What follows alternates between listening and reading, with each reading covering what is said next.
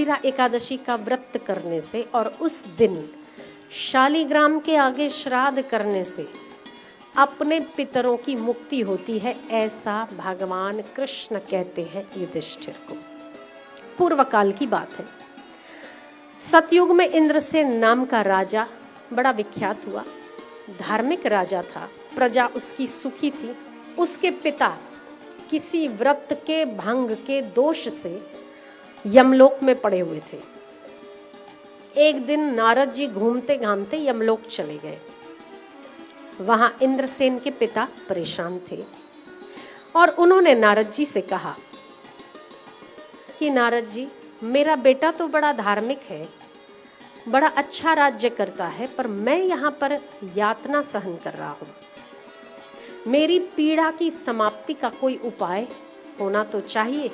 आप ही मुझे बताइए कि मेरी पीड़ा की समाप्ति का उपाय क्या है।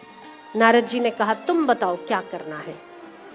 बोले, तुम जाओ धरती पर और मेरा बेटा इंद्रसेन जिस राज्य का राजा है उससे कहो कि तुम्हारा पिता परेशान है, इंदिरा एकादशी का व्रत करे और शालिग्राम के आगे विधिवत मेरा तर्पण करे, शालिग्राम की पूजा करे और उस पुण्य को अगर मुझे समर्पित करेगा तो मैं मुक्त होकर उच्च गति को प्राप्त होगा।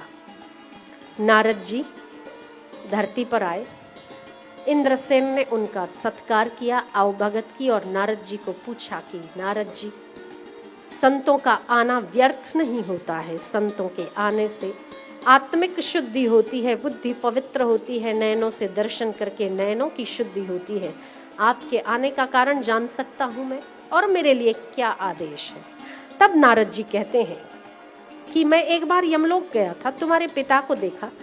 तुम्हारे पिता ने मेरे को एक मैसेज दिया है, एक संदेश भेजा है तुम्हारे लिए, और उस संदेश में ऐसा है कि इंद्रसेन, तुम इंदिरा एकादशी का व्रत करके उस पुण्य को अपने पिता के नाम पर यदि संकल्प करके अर्पित करोगे तो मेरी मुक्ति हो जाएगी। इसीलिए इंदिरा एकादशी का व्रत मेरे लिए करो और शालिग्राम के आगे श्राद्ध करो। ये इंदिरा एकादशी पितरों को मुक्त कराने के लिए सबसे श्रेष्ठ एकादशी मानी जाती है। क्या करना चाहिए इस एकादशी के दिन? कि सुबह सुबह सूर्योदय से पहले उठना चाहिए, दातुन करके भगवान नारायण का ध्यान करके उनके आगे संकल्प करना चाहिए कि हे नारायण, आज मैं निराहार रहकर इस श्राद्ध को पूर्ण करूंगा। हे अच्युत, आप मुझे अपनी शरण में लें और मेरे पितरों को नीच योनि से मुक्त करें।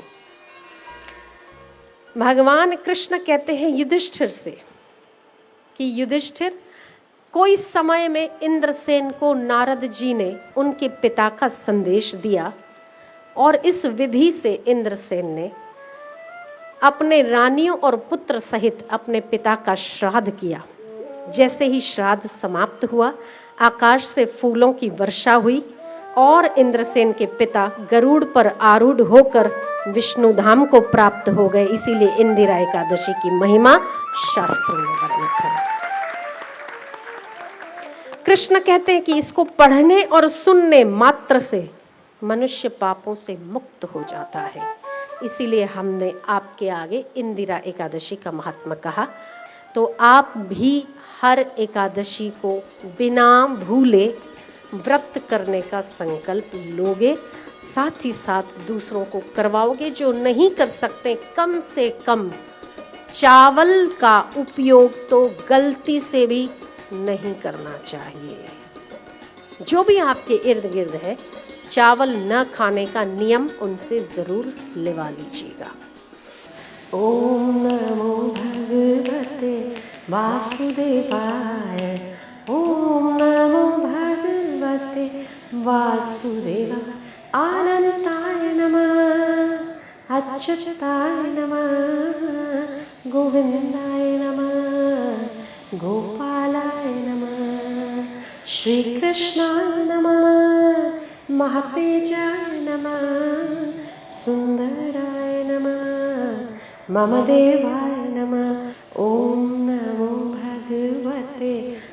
वासुदेवाय। ओम नमो भगवते वासुदेवाय।